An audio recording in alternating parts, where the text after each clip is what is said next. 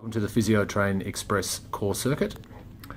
This is Laura. She's going to run us through a quick core circuit which is suitable for our football players who are looking just to add some core exercises into their routine. Also very suitable for runners. Again, it's just a very quick core circuit involving exercises on the front, on the side and on the back. We're not going to do all the repetitions you'll need to do for a full workout. We're just going to show you all the versions of the exercise. So Laura's going to pop onto her front in a plank position. Start off on your forearms and up on the toes. That's a good position to start with for the plank. A lot of people we see will be hanging down in too much back extension. A lot of people are a bit too high in the hips and they'll have their bum right up in the air. So Laura wants to find a flat position and have just that tailbone tucked under a little bit so she's a bit flatter in her back. That's it. So she's still in a nice neutral position there for her back and not hanging into extension.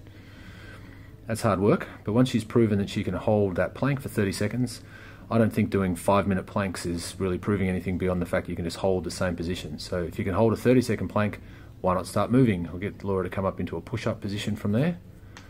Good. Find the position, tuck that tailbone under a little bit. Yep, good. And then lower back down into push-up. So now she's still holding the plank. Just keep repeating that. If you go right arm first the first time, then go left arm first the next time. So this is a much more rounded way of training a core. She's not just holding herself fixed in one position. She's having to make adaptations and little rotations. So it's a lot more relevant for someone who's going to play a sport that involves 3D movement, which is all sports. Very good. So now, Laura, I'm going to get you to, on the next one, lower down onto your forearms and pop onto your side, facing away from me.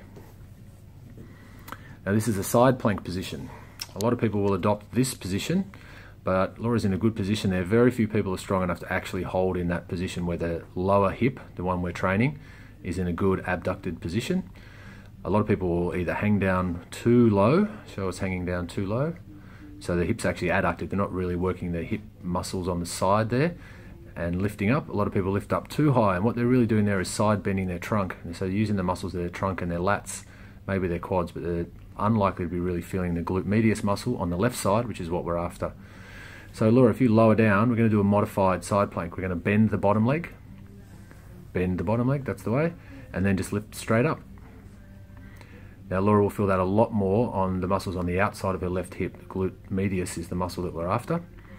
The first level is that, where the top leg, her right leg is still resting on the floor for some support. Lower down. Raise up again just the same way.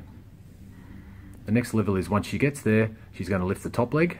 And we're going to do a few repetitions of lifting and lowering that top leg, up and down, good. Still keeping your hip up nice and high, good, up and down with that top leg. That's the way. Now lower down again. The next level of that is to actually lift that top leg first, lift the top leg first, and then just lift up into that side plank position under your own steam.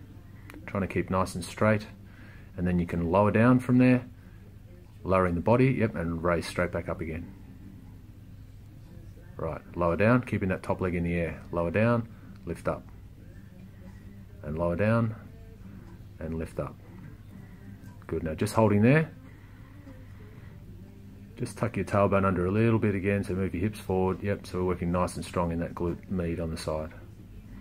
Very good. Lower down, have a lie on your back. From this position, just do a simple bridge. Bum lifting up into a straight position, lifting up, and lowering down. Good, just do a few repetitions of that. So your feet are about hip width apart, you're just keeping your knees and your hips and your ankles parallel. Move your, yep, that's good. Straight up and down. Good.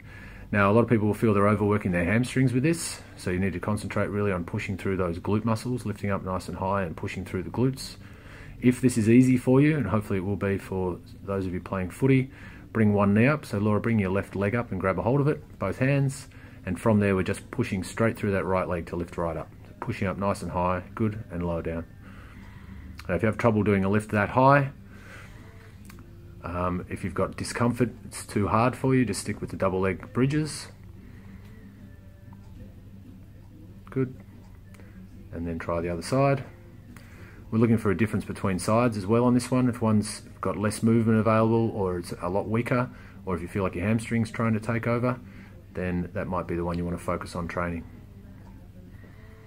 Good, so we've gone from our front, we've gone to our side, and then we've done exercises on our back, both bilaterally and unilaterally, And then we've got the right side to go, so Laura's going to pop onto her side facing this way, up onto her elbow, bottom leg bent, and lifting up into that plank. And just to show those varieties, keeping that hip in a good position, just doing the top leg up and down. You can probably lower your right hip just a fraction from there. Good, holding there and then up and down with that top leg. Very good. You can have that top hand pointing to the ceiling just for a bit of balance. Good. And there's our introductory core circuit. Now, we haven't done full repetitions for everything there. You want to work each one up to a level of fatigue.